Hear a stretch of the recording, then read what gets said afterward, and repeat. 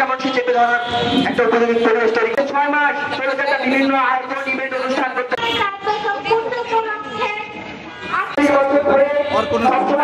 চেষ্টা করেছি শিক্ষা ধারা থেকে আমাদের সরে আসতে হবে।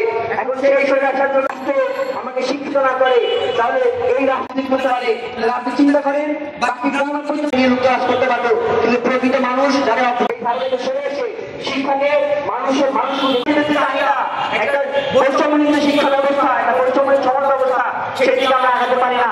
সেই জন্য সমাজবাদী ছাত্রদল লড়াই সংগ্রাম করছে।